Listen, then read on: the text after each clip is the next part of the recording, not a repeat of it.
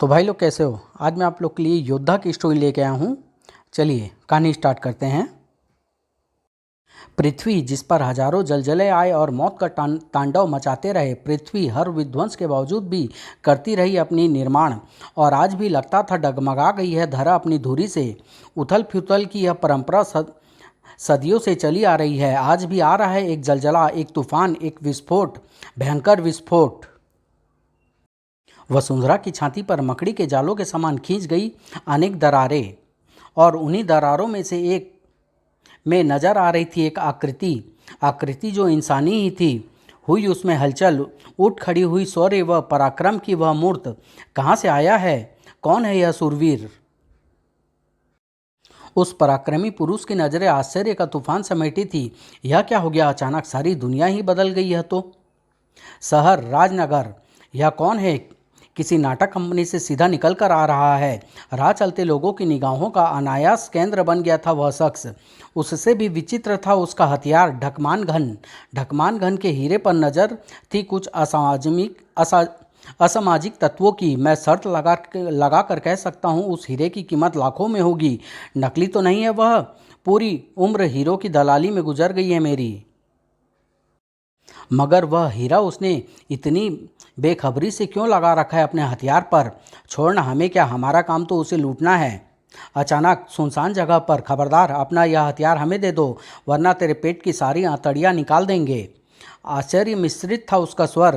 क्या ढकमान घन तुम्हें दे दूं? योद्धा के हाथों ने ले ली हल्की, बहुत ही हल्की सी जुम्बिश।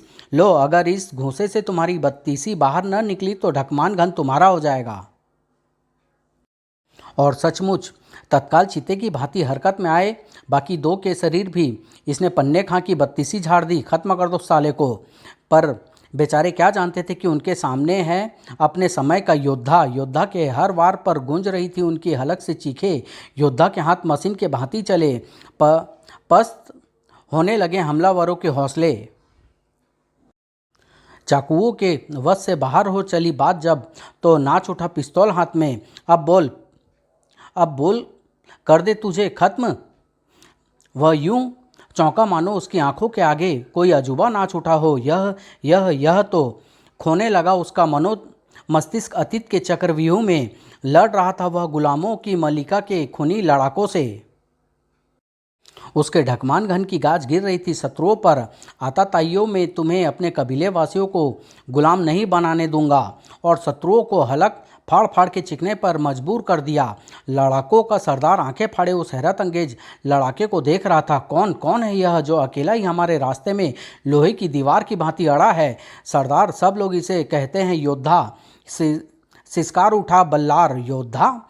योद्धा काफी था अकेला ही पूरी टोली के लिए। विचित्र थी उसकी युद्ध कला और विचित्र था उसका ढकमान घन।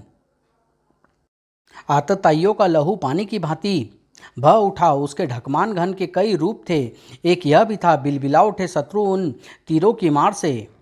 बचाव के लिए ढाल भी था वही ढकमान घन, तो प्रहार के लिए हथौड़ा भी। और भाले का काम भी देता था ढकमान घन।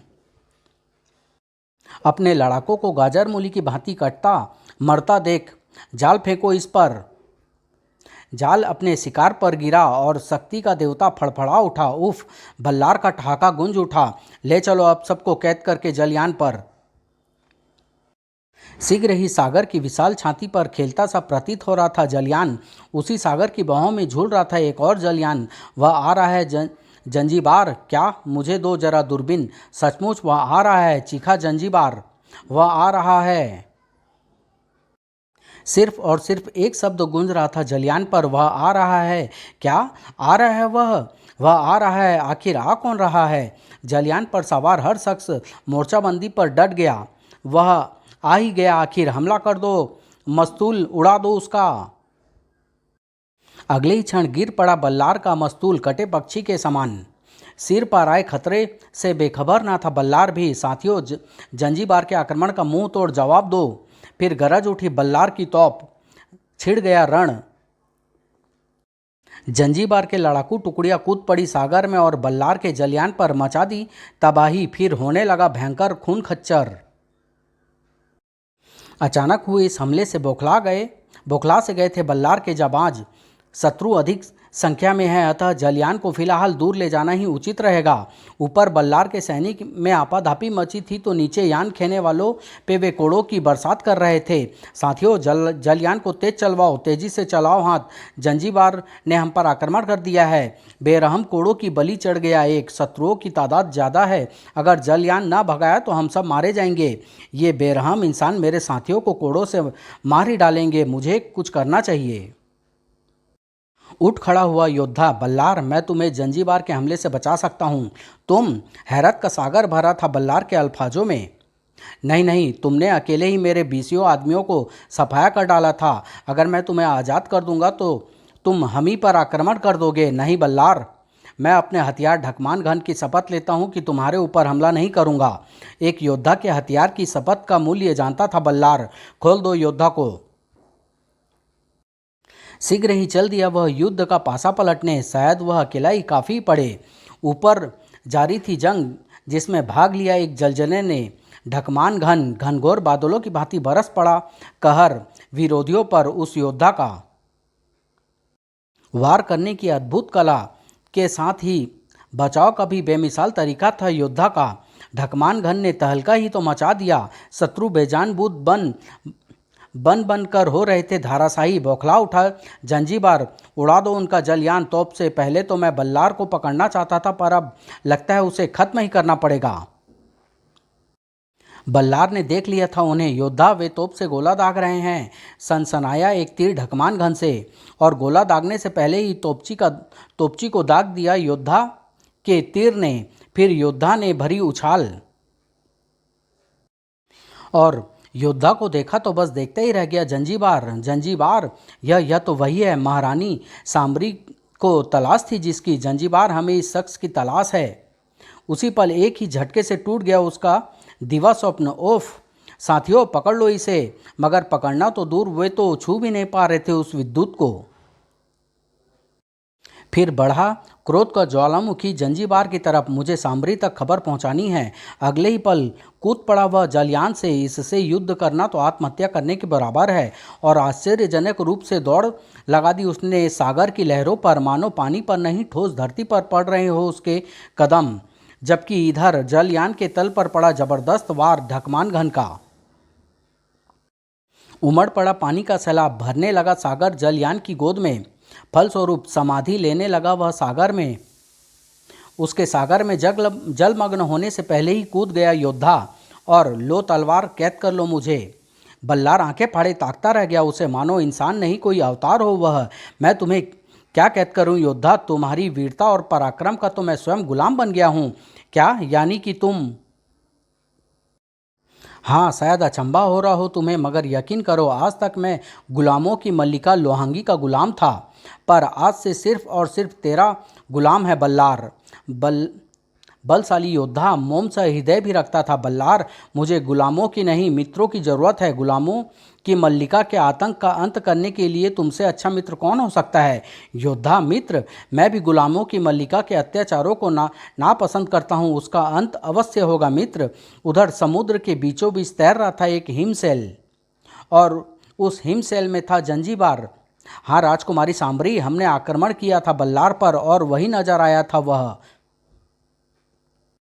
वह जिसकी आपको तलाश थी वर्षों से, वह जिसकी आप रोज पूजा करती है, और जिसके लिए आपने आज तक विवाह नहीं किया। योद्धा, कहाँ है योद्धा?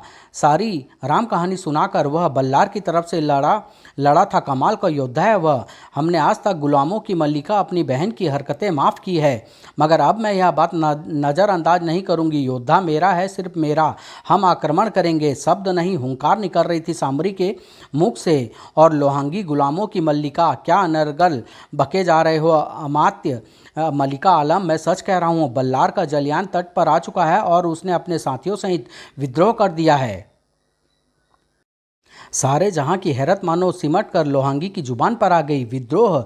फिर फुंकारी। विद्रोह रूपी सर्प के फन उठाने से पहले हम उसका फन कुचल देंगे। सागर तट के तट रक्षकों पर गाज गिर रही थी विद्रोहियों की, और इस विद्रोह का मुख्य ताकत था योद्धा तथा उसका ढकमान घन। हर तरफ भगदड़, आतंक और सनसनी सी फैला दी उस अकेले इंसान ने। उसी वक्त तट से आ सटा हिमशैल और निकल पड़ी सांबरी पूरे दल बल के साथ, जबकि इधर सभी हतप्रभ से जड़वत आंखों में हैरत का सुरमा डाले मूर्ति से खड़े थे। कारण थी सुंदरता को भी शर्मा देने वाली सौंदर्य की प्रतिमा लोहांगी, मल्लिका आलम लोहांगी, मल्लिका आलम मल्लिका, फुसफुसाया बल्लार, यही है गुलामों की मल्लिका लोहांगी, सुंदरता की प्रतिमा है यह तो।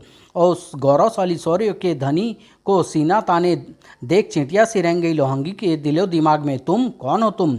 योद्धा, सिकुड़ गई उसकी आंखें सोचने के अंदाज में।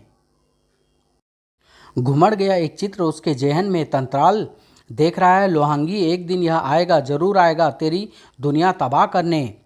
यह मेरी दुनिया तबाह करे उससे पहले मैं इसे खत्म कर दूंगी।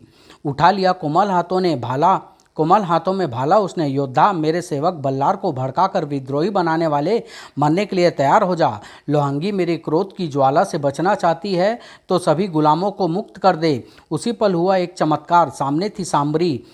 लोहांगी, बेहतरी इसी में है, मुझे ले जाने दो योद्धा को, हरगिज नहीं सांबरी।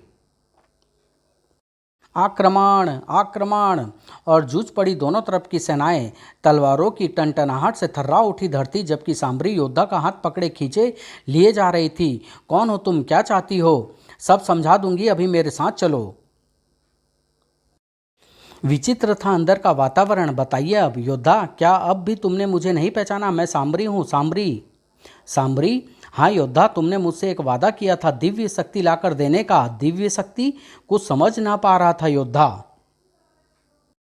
उसी पल एक और शख्स आ गया छिपता छिपाता।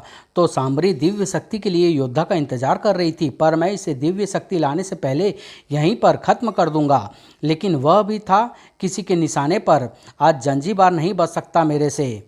तभी उछल पड़े दोनों। तुम अपने मकसद में कामयाब नहीं हो सकती सांबरी। लोहांगी लोहांगी लोहांगी के मुंह से ठहाकों का झरना फूट पड़ा।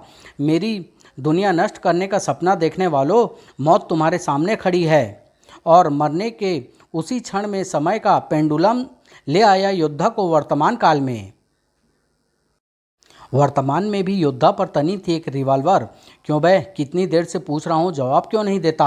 अपने हीरे वाला हथियार हमें दे और फूट यहाँ से। जाने कब विद्युत गति से चले योद्धा के हाथ रिवॉल्वरधारी को जब पता चला तो वो सड़क पर छटपटा रहा था। उसके बाद किसी ने भी वहाँ रुकने की हिम्मत न दिखाई। भागो रे भागो, भागने में ही भलाई है। जान बची पर बत्तीसी गंवाई। और योद्धा के दिमाग में हथौड़े सी चोट कर रहा था एक सवाल, सांबरी, लोहांगी, जंजीबार और मेरा मित्र बल्लार भी जिंदा होंगे? और होंगे तो कहाँ होंगे, किस हाल में होंगे? जानने के लिए नेक्स्ट भाग का इंतजार कीजिए आक्रमण से। धन्यवाद।